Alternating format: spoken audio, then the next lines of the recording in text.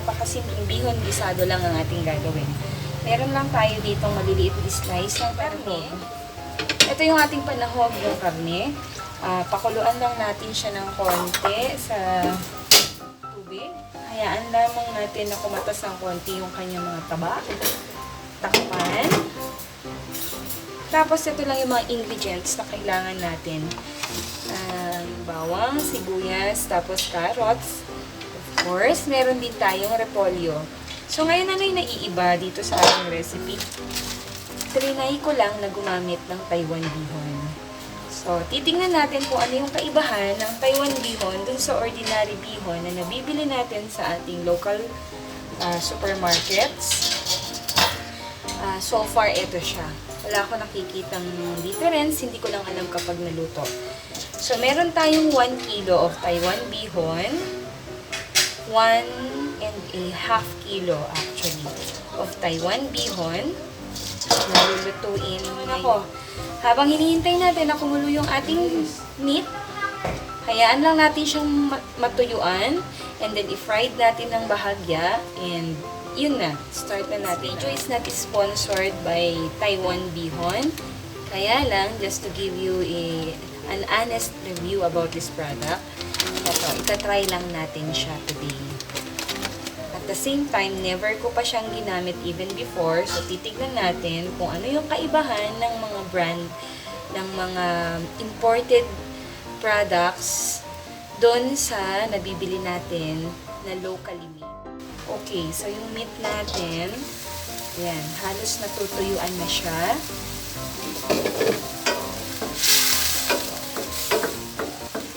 So, konti na lang.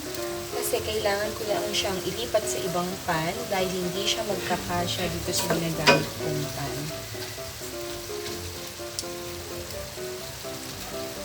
Okay, considering na meron tayong 1.5 ng Taiwan Bihon na iluluto, so hindi talaga siya magkakasya, baka siya umapaw, kaya kailangan ipa-fry na natin itong ating meat dun sa ating kabilang pan after a few minutes lang siguro. Okay, so na-transfer na natin yung ating meat dito sa isa pa nating pan. So, para mag-iwasan natin na tumilansik siya, kailangan may shield lang tayong konti habang pinipilito siya.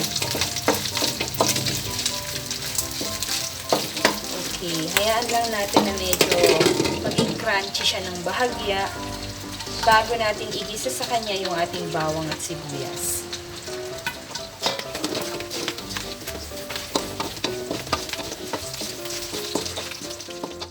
Since tapos na yung ating meat, so bago natin tuluyang ibalik yung ginigisa natin, naglagay lang ako ng bahagyang atsuete seed para lagyan lang ng bahagyang kulay yung ating oil. So, ulitin ko, kapag meron kang available na atsuete oil sa iyong kusina, mas madali yun kapag nagluluto ka ng mga ulam o putahe na nangangailangan ng atsuete. Pwede na nating ilagay yung ating sibuyas at saka bawang. So, still, kahit medyo nagpahinga ng konti yung ating apoy, dahil meron pang na-retain na init sa ating pan at sa ating mantika, madali tayong makakapagpilito. O madali tayong makakapaggisa.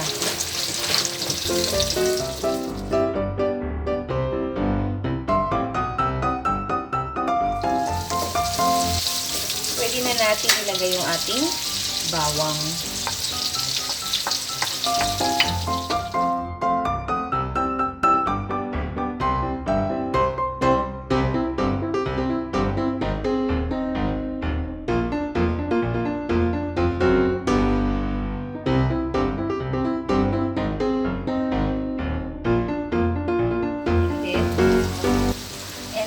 Have to wash muna ng bahagya itong ating mga bihon.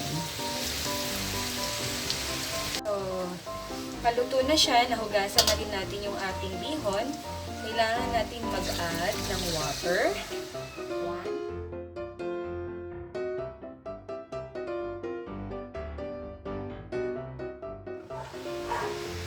And then, I'm going to use siguro 1 pork cubes. So, much better kung meron kayong pork stock or chicken stock, yun yung gagawin yung water niya. So, meron na siyang lasa kaagad. And then, pepper. Okay, so I have added pepper na. Hayaan lang natin siya na kumulo ng bahagya. Okay. Then, dagdagan na rin natin siya ng oyster sauce. At least 1 to 2 teaspoons of oyster sauce. Siguro, yan.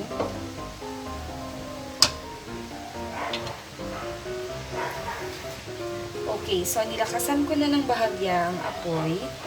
And ayan na. Halos pakulo na siya.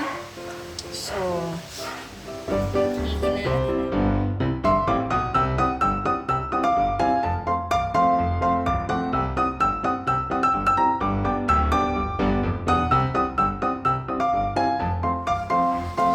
Okay, so hindi na siya kasya. Hindi siya kasya. Kailangan lang i-dip na natin siya doon sa pinaka mismo niya.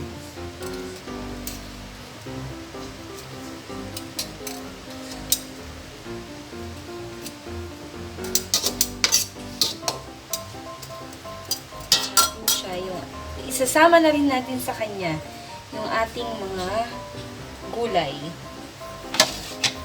And then, ito yung ating cabbage.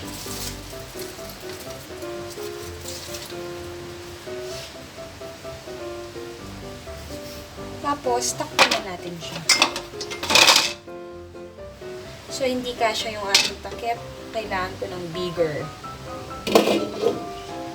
Okay, let it sit for about 2 to 3 minutes para malo siya ng gusto dun sa ating pancit. 2 minutes para mabaligtad pa natin yung iba nating bihon. Okay, so napakasimple lang ng ginamit nating mga ricado. Anytime kung gusto mong magpansit sa bahay mo, pwede kang magpansit. Ang kailangan lang natin pagkatapos ito, tikman kung ano yung difference ng Taiwan bihon. Okay, so let's check kung ano yung nangyayari sa loob ng ating pansit.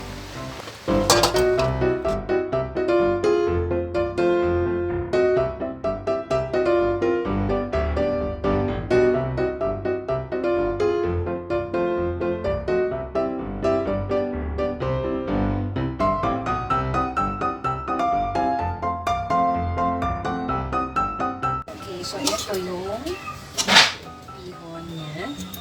So far, madali naman siyang kahiwa-hiwalay. Kaya lang, kagaya rin naman yung counter natin, usually sa ibang mga brands, may mga namumuo rin, pero siguro, kailangan lang natin siyang patuloy ng maayos. Dahil, kahit paano siya kahiwa-hiwalayin, meron talagang iba na hindi talaga may mga strands na hindi talaga maganda yung pagkakagawa siguro.